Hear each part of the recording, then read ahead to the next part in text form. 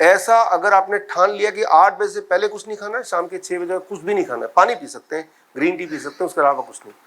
कम खाने नहीं बोला मैंने, खाना बदलने भी नहीं बोला मैंने सिर्फ एक टाइम ब्रैकेट दे दिया, 10 hours of eating, 14 hours of fasting. इतना पेट भर के खा लो कि 14 घंटे आप रह पाओ, रात को तो वैसे भी सोना होता है। अगर ऐसा कर लेते हैं तो हमने देखा है अपने हॉस्पिटल में, वैसे भी हमने देखा है कि with in 7 days to 10 days आते आते कॉन्स्टिपेशन की दिक्कत, इंडाइजेशन की दिक्कत, ब्लोटिंग की दिक्कत, नींद ना आने की दिक्कत, ये पहले 7 से 10 दिन में गायब हो जाती है for most of the people. लेकिन अगर आपने ये 2 हफ्ते से अधिक कर लिया, 15 दिन, तो आपके जॉइंट पेन वगैरह अब वो धीरे धीरे कम होने लगते हैं। कहीं आपने 3 हफ्ता पार कर दिया ऐसा करते हुए, 3 हफ्ता 21 days, राइट, तो आपका ब्लड शुगर, आपका ब्लड प्रेशर, जो दवाइयां हैं लेते हैं ना, वो कम होने लगेगा, दवाई छोड़ना मजबूरी हो जाएगी। लेकिन कहीं अगर आपने 4 हफ्ते, 1 महीना भी क्रॉस कर दिया यही करते हुए, एक रूल ओनली, तो गैस्ट्रिक इसोफेगल रिफ्लक्स डिजीज, ऐसा कि जो पेन आता है हार्ट अटैक वाला पेन, राइट, तो वो कम होने लगता है। मोटापा 5% हर महीने कम होने लगता है जब तक कि नॉर्मल BMI ना आ जाए।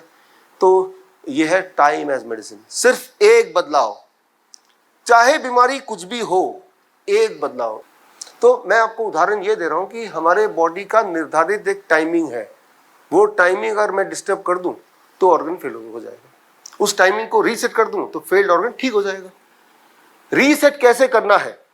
रीसेट करने का पहला नियम यह है कि जैसे ही आप ये डिसाइड कर लो 8 बजे से पहले कुछ नहीं खाऊंगा, शाम के 6 बजे के बाद कुछ नहीं खाऊंगा, तो बॉडी क्विकली 2-3 दिन में रीसेट करना शुरू कर देती है, इतनी तेजी से कि 7 दिन के अंदर आपको असर दिखेगा।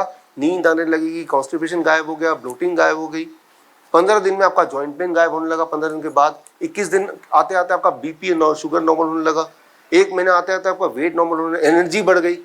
तो क्या हो, इसका मतलब यह है कि जैसे ही आपने अपने टाइमिंग को सेट किया, आपका बॉडी क्लॉक ठीक होने लगा, सारे ऑर्गन के, एक ऑर्गन का नहीं, और जैसे जैसे ऑर्गन ठीक हो रहा है वैसे वैसे वो वाली समस्या आपको कम होती जा रही है। Time as medicine.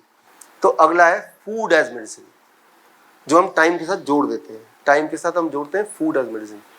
आप में से कितने लोगों ने DIP डाइट सुना आज से पहले? काफी लोगों ने सुना द DIP डाइट। जब DIP डाइट भी हम जोड़ देते हैं, DIP डाइट आगे एक्सप्लेन कर दूंगा थोड़ी देर बाद, तो मैंने देखा है कि 2 दिन के अंदर, 48 आवर्स के अंदर ज्यादातर लोगों का इंसुलिन छूट जाता है और ब्लड शुगर नॉर्मल आ गया। वो हैरान हो जाते हैं, time as medicine and DIP diet जोड़ दिया।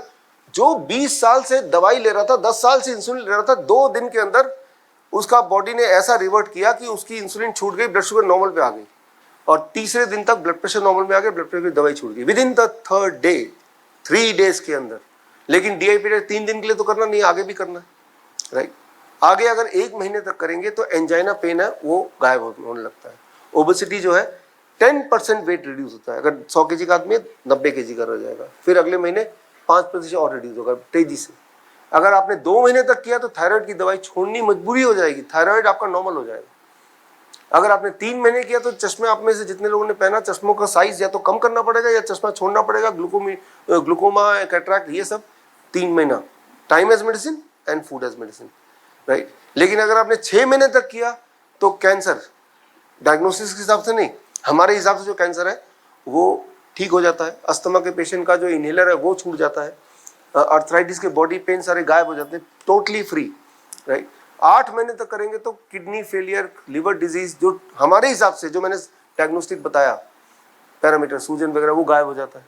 तो मैं आपको उदाहरण देकर समझा रहा हूं कि सिर्फ 2 दवाई, time as medicine and DIP diet, food as medicine, से आपको बड़ी ही तेजी से रिजल्ट दिखेगा। आप सबने हाथ रेस के तो आपको पता भी है कि रिजल्ट दिखता है, एज सिंपल एज दैट।